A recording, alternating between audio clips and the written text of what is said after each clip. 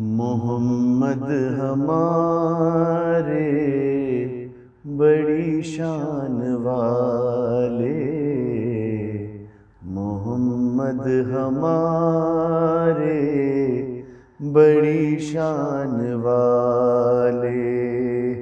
وہ نبیوں میں رحمت لقب پانے والے، محمد ہمارے بڑی شان والے۔ خدا جس کے سینے پہ قرآن اتارے، مدثر کہے اور مزمل پکارے، وہ نور خدا وہ جہاں کے اجالے، محمد ہمارے بڑی شان والے۔ جب آئے زمین پر محمد ہمارے، فلک نے زمین پر بچھائے ستارے، اٹھے سرزمین عرب سے یہ نعرے، محمد ہمارے بڑی شان والے۔ نواسے جو روئیں تو روئیں محمد، وہ جب تک نہ سوئے محمد، دو آنکھیں نبی کی تھے دونوں نواسے، محمد ہمارے بڑی شان والے، وہ نبیوں میں رحمت لقب پانے والے، محمد ہمارے بڑی شان والے۔ اعوذ باللہ من الشیطان اللعین الرجیم، بسم اللہ الرحمن الرحیم۔ السلام علیکم ناظرین، میں آپ کا میزبان خاور رضا نقوی، پروگرام رحمت رمضان جو کہ خصوصی نشریات ہے قائم ٹی وی کینیڈا کی۔ جی ناظرین، ہم مسلسل بات کر رہے ہیں اجداد پیغمبر کے موضوع پر، جو کہ ایک بہت ہی خوبصورت اور ایک منفرد موضوع ہے۔ میرے خیال میں آج سے پہلے اس موضوع پہ شاید بات بہت کم ہی ہوئی ہوگی۔ جی ہمارے ساتھ موجود ہیں مولانا اسد علی زیدی، اور وہ بے انتہا خوبصورت گفتگو فرما رہے ہیں اجداد پیغمبر کے موضوع پر۔ آئیے چلتے ہیں ان کی طرف اور ان سے کچھ سوال کرتے ہیں۔ جی قبلہ السلام علیکم۔ علیکم السلام ورحمۃ اللہ۔ قبلہ آج ہم اجداد پیغمبر کے سلسلے کو آگے مزید بڑھاتے ہیں، اور ہم آپ سے جانیں گے کہ جناب عبد المطلب کے بارے میں کہ ان کی زندگی کے کیا حالات تھے، ہمارے ناظرین کو کچھ بتائیے۔ سب سے پہلے تو میں دعا گو ہوں اپنے تمام سامعین کے لیے، تمام ناظرین کے لیے جو ہمیں سن رہے ہیں مسلسل، اور اس سلسلہ سیرت اجداد پیغمبر کو سماعت کر رہے ہیں اور دیکھ رہے ہیں اس پروگرام کو، ہمیں اپنی دعاؤں میں یاد رکھیے، قائم ٹی وی کو اپنی دعاؤں میں یاد رکھیے، اس رحمت اور برکتوں کے مہینے میں اپنی عبادتوں کے دعاؤں میں ہمیں یاد رکھیے، اور عبادتیں کرتے رہیے۔ یہ خدا کی رحمتوں اور برکتوں کو سمیٹنے کا مہینہ ہے، اور قرآن کی تلاوت کا مہینہ ہے، نزول قرآن کا مہینہ ہے۔ اپنے دلوں کو، اپنے قلوب کو ذکر قرآن، تلاوت قرآن اور ذکر محمد وآل محمد اور اجداد پیغمبر سے منور کیجیے۔ ہم مسلسل گفتگو کر رہے ہیں اجداد پیغمبر کی سیرت پہ، اور کل ہم نے 5 رمضان المبارک کو تذکرہ یہاں پر چھوڑ دیا تھا، اور پروگرام کا وقت ختم ہو گیا تھا کہ حضرت ہاشم کا جناب سلمہ سے عقد ہوا، اور وہ نور جو پیشانی حضرت ہاشم میں تھا وہ منتقل ہوا۔ اور جناب عبد المطلب کے بارے میں یہ عرض کروں کہ عبد المطلب جو ہے وہ کنیت ہے جناب عبد المطلب کی ذات کی، جو کہ رسول کے دادا ہیں، رسول اکرم صلی اللہ علیہ وآلہ وسلم کے۔ ان کا اصل نام شیبۃ الحمد ہے، اور عبد المطلب اس کی کنیت کی وجہ بھی ابھی بیان کروں گا۔ شیبۃ الحمد، شیوا کہتے ہیں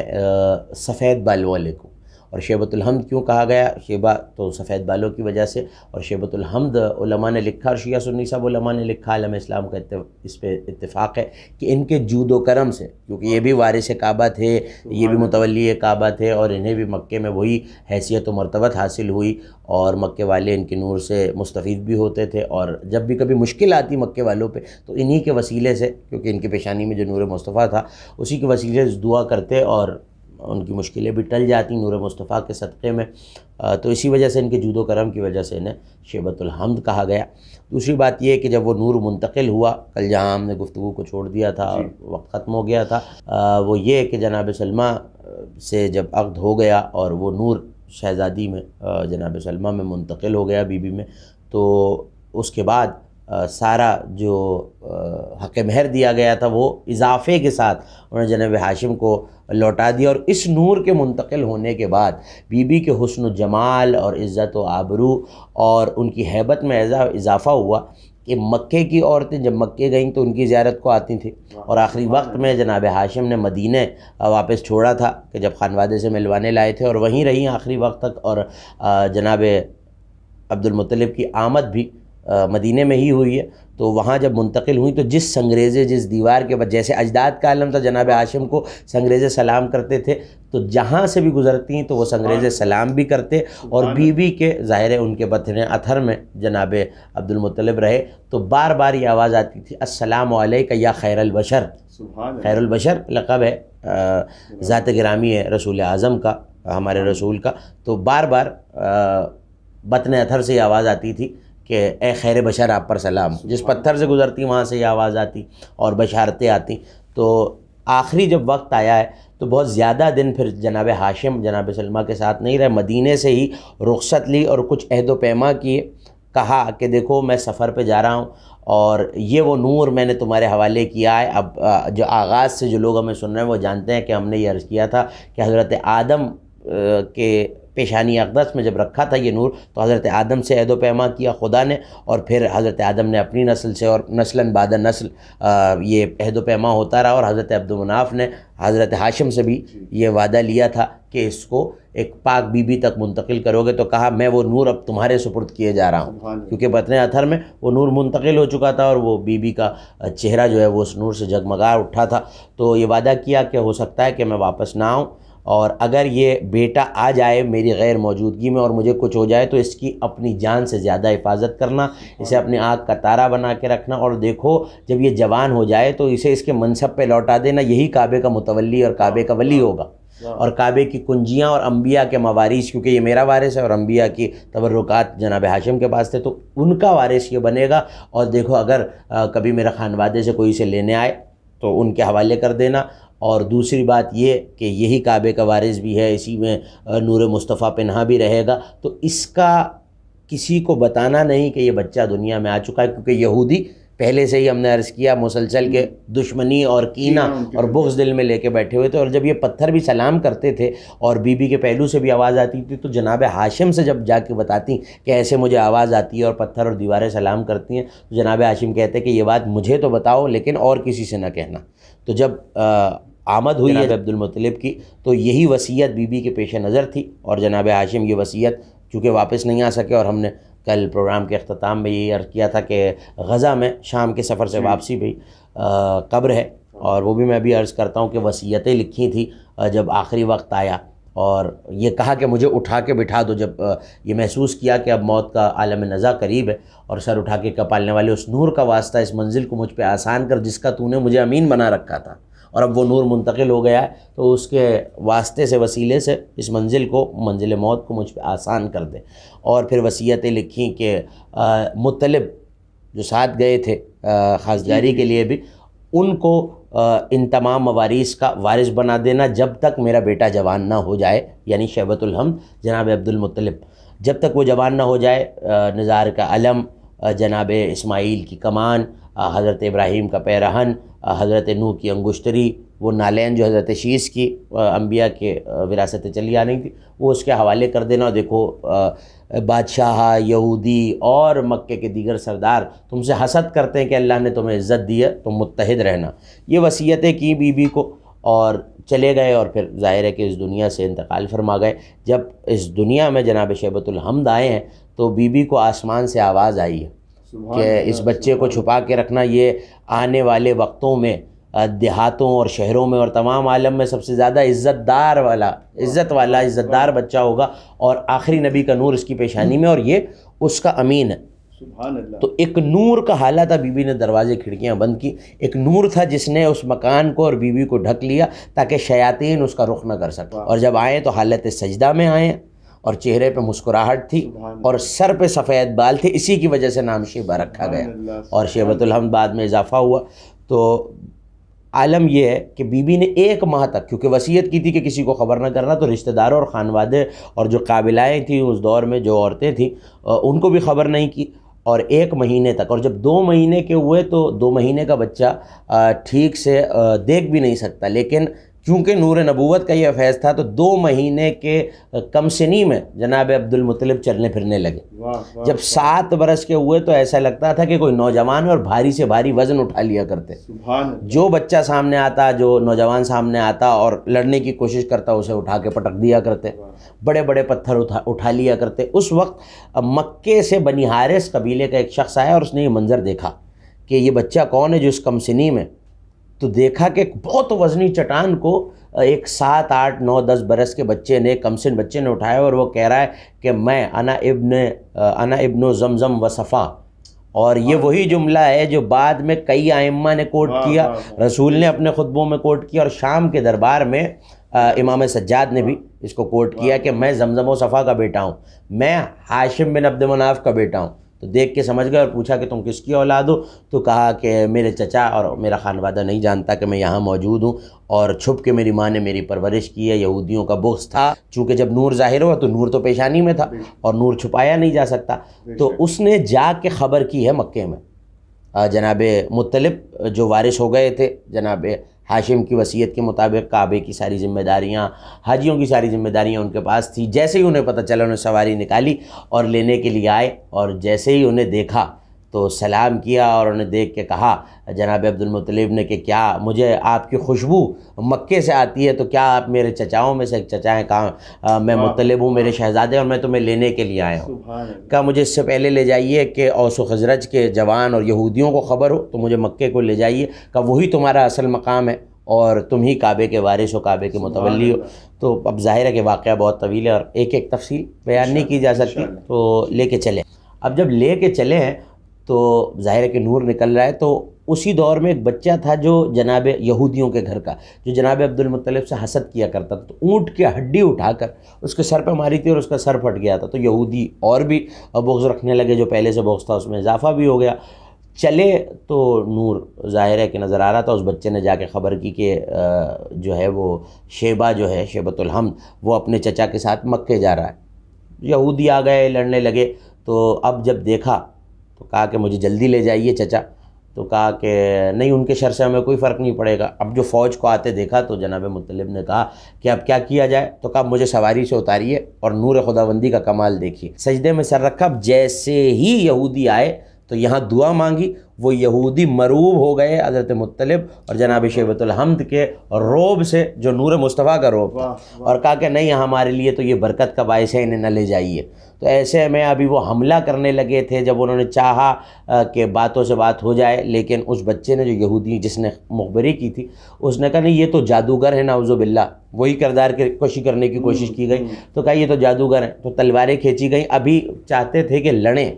سامنے سے ایک بہت بڑا لشکر آیا جس میں جناب سلمہ خود موجود تھیں، جناب عمرو کا خاندان موجود تھا، انہوں نے حملہ کیا، انہیں بھگایا۔ اب جو وہ سامنے آئے اور جناب مطلب پہ حملہ کرنے کی کوشش کی کہ شاید یہ انہیں لے جانا چاہتے ہیں زبردستی، تو پوچھا کہ آپ کون ہیں؟ تو جناب مطلب نے یہ کہا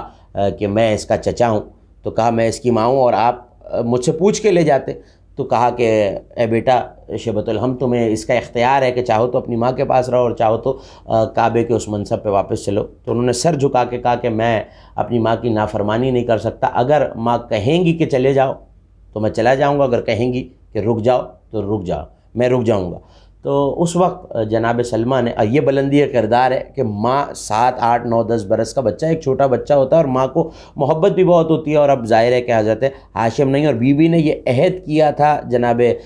مطلب سے کہ میں اب ہاشم کے بعد کسی سے نکاح نہ کروں گی، اور کوئی شادی مجھ پر حرام ہے اور کوئی حق مجھ پہ حرام ہے. تو بیوی نے اپنی زندگی وقف کر دی تھی تربیت جناب شیبۃ الحمد کے لیے. سبحان اللہ. اور جناب شیبۃ الحمد سے بیوی نے یہ کہا کہ دیکھو میں تمہیں اس منصب سے نہیں روک سکتی، کیونکہ میں نے عہد کیا تھا تمہارے بابا سے کہ میں تمہیں کبھی اس منصب سے نہیں روکوں گا، اگر تم جوان ہو جاؤ گے تو میں کعبے کے اس منصب اور اللہ کے اس نور کے جو تم پہ ودیت کیا گیا ہے اس کی حفاظت کے لیے. تو ایک مرتبہ جناب مطلب کی طرف پلٹی اور پلٹ کے کہنے لگی کہ میں نے اب تک اس نور کی حفاظت کی تھی، اور آپ اب اس بچے کو لے جا رہے ہیں تو آپ کی ذمہ داری ہے کہ اس نور خدا کی حفاظت کریں جو اللہ نے، یعنی جو نور مصطفیٰ ہے، اللہ نے اس بچے میں رکھا ہوا ہے. اور 7 برس کے سن میں، 8 برس 10 برس کے سن میں یہ عالم ہو گیا تھا کہ ایسا لگتا تھا کہ ایک نوجوان ہے اور طاقت تھی. اب جو لے کے چلے ہیں تو مکہ اپنی سواری پہ پہنچے، ماں بھی راضی ہو گئیں اور کہا کہ بیٹے تمہارا، ظاہر ہے کہ ایک ماں کا جدا ہونا بیٹے سے، لیکن یہ دیکھیے کہ بلندی کردار کیا ہے اجداد رسول کی، کہ ماں کعبے کے لیے، اللہ کے گھر کے لیے اپنا فرزند اس کی مجاورت پہ قربان کر رہی. تو کہا کہ یہ درد تمہاری جدائی کا میرے دل میں رہے گا، تمہاری جدائی کے بعد، تمہارے باپ کی جدائی کے بعد یہ دوسرا داغ مفارقت ہے جو مجھے مل رہا ہے، اور تم مجھ سے جدا ہو کے اللہ کے کام کے لیے جا رہے ہو. اے مطلب اس بچے کی حفاظت کرنا. بہت شکریہ قبلہ. جی ناظرین، ہم بات کر رہے ہیں جناب عبد المطلب کے موضوع پر، اور اب یہ ہم تھوڑی دیر میں حاضر ہوتے ہیں. دیکھتے رہیے ٹائم کی. یا حبیب اللہ، یا نبی اللہ، یا رسول اللہ، یا حبیب اللہ. جی ناظرین، ہم بریک سے واپس آ چکے ہیں. میرے ساتھ موجود ہیں مولانا اسد علی زیدی، جو کہ اجداد پیغمبر کے موضوع پہ بات کر رہے ہیں. اور آج ہم جس موضوع پہ بات کر رہے ہیں جناب عبد المطلب، تو قبلہ آپ ابھی فرما رہے تھے کہ شیبۃ الحمد ان کا نام تھا، تو یہ جناب عبد المطلب کیسے ان کا نام پڑھا، یہ کیسے رکھا؟ جی اس کا تعلق بھی اسی سلسلے سے ہے، جیسے ہم نے ابھی وقفے سے قبل عرض کیا کہ وقفے سے قبل ہم یہ بات کر رہے تھے کہ ماں سے جدا ہوئے اور جناب مطلب جو بھائی تھے جناب ہاشم کے، وہ لینے آئے. تو جب ماں نے اجازت دی اور جناب شیبۃ الحمد چلے تو سواری پہ سوار گیا اور مدینے سے مکے کی طرف آئے. اب جیسے ہی، کیونکہ نور تو تھا، اور وہ نور جب ان یہودیوں نے حملہ کیا تھا اور پیچھے پیچھے آ رہے تھے تو جناب شیبۃ الحمد نے یہ کہا تھا اپنے چچا سے کہ اس نور کو چھپا لیجئے اور ان سے چھپ کے چلیے. تو کہا بیٹے اس نور کی وجہ سے وہ پہچان رہے ہیں جو تمہارے پیشانی اقدس سے نکل رہا ہے کہ ہم کہاں جا رہے ہیں. تو 3 مرتبہ نقاب ڈالی گئی اور کپڑا باندھا گیا مگر نور نہ چھپ سکا. تو جناب مطلب نے یہ کہا کہ بھتیجے یہ خدا کا نور ہے اور یہ چھپائے نہیں چھپے گا، یہ چھپ نہیں سکتا، یہ اس کا نور ہے جو خدا کا نور ہے. اور ظاہر ہے کہ وہ ہمارے سرکار دو عالم کا نور تھا، تو وہ نور تو نہیں چھپا. تو اب ظاہر ہے کہ 3 کپڑوں میں جو نور نہیں چھپ رہا، تو جب مکے میں آئے ہیں رات کے وقت، تو یہ رات کا عالم ہے، جیسے ہی آئے تو نور ایک مرتبہ چمک کے مکے کی دیواروں اور گھروں پہ پڑا، پہاڑیوں پہ، کیونکہ مکے کے گرد کوئی ابو قبیس ہے اور دیگر پہاڑیاں ہیں. تو جب پہاڑیوں سے وہ نور ریفلیکٹ ہو کے اور چمک کے واپس گھروں پہ پڑا ہے، سارا مکہ اور خانہ خدا منور ہو گیا. تو لوگ پریشان ہو کے اپنے گھروں سے نکل آئے کہ یہ رات میں دن کیسے روشن ہو گیا. سبحان اللہ. اب جو آئے تو دیکھا کہ مطلب اپنی سواری پہ، اپنے ناقے پہ ایک بچے کو سوار کیے آ رہے ہیں اور اس کی پیشانی سے نور نکل رہا ہے. ظاہر ہے کہ مکے میں مخالفت بھی تھی، حسد بھی تھی، اور چاہتے نہیں تھے کہ ہاشم کا بیٹا دوبارہ اسی مسند پہ آ جائے جو کہ خدائی مسند ہے اور اللہ کا دیا ہوا منصب ہے، اور جو نسل ابراہیم میں حضرت آدم سے چلتا آ رہا ہے، اور کعبے کی سقائیت، کعبے کی میزبانی، تو یہ ان کے پاس نہ جائے. تو پوچھا کہ مطلب یہ بچہ کون ہے؟ تو مصلحتاً اس وقت جناب مطلب نے کہا کہ یہ میرا غلام ہے جسے میں لے کے آیا ہوں، اور غلام کو عربی میں عبد کہتے ہیں. اس طرح نام پڑا عبد المطلب، مطلب کا غلام. تو یہ بھی کس لیے تھا؟ جناب عبد المطلب کے چچا نے انہی کی جان اور نور مصطفیٰ کے تحفظ کے لیے یہ بات کہی تھی تاکہ لوگ چھپ نہ سکیں. اب ظاہر ہے کہ آہستہ آہستہ تکریم ہوتی رہی، اور بیٹے کی طرح، کیونکہ ظاہر بھتیجے تھے، پرورش کرتے رہے، اور وہ جانتے تھے کہ نور مصطفیٰ یہاں ہے تو ہمیں کیسے حفاظت کرنی ہے اس نور کی. اور جب بڑے ہوئے تو اسی نور کے صدقے میں عزت تکریم اور وہ منصب سقایت، وہ منصب متولی ہونے کا منصب، مجاور ہونے کا منصب، کعبے کی کنجیاں، وہ سب آہستہ آہستہ جناب عبد المطلب کے پاس آئیں. اور جب مکے میں قحط پڑتا تو بارش کے لیے، رزق کے لیے اور مصیبتوں کے بلا کے ٹل جانے کے لیے جناب عبد المطلب کے پیشانی کے نور کا واسطہ دے کے اہل مکہ دعا کرتے، اور وہ پیشانی جناب عبد المطلب کے صدقے میں وہ پریشانی ٹل جایا کرتی. جی سبحان اللہ، بہت شکریہ رب اللہ کہ آپ نے اپنا وقت نکالا قائم ٹی وی کی خصوصی نشریات. جی ناظرین، آپ بہت ہی خوبصورت موضوع ہے اجداد پیغمبر کا آپ سماعت فرما رہے ہیں، اور اب ہمارے پروگرام کا وقت ختم ہوتا ہے. دیکھتے رہیے قائم ٹی وی. یا رسول اللہ، یا حبیب اللہ، یا نبی اللہ، یا رسول اللہ. رمضان رمضان یوں قائم ہے، رمضان رمضان رمضان یوں قائم ہے، رمضان.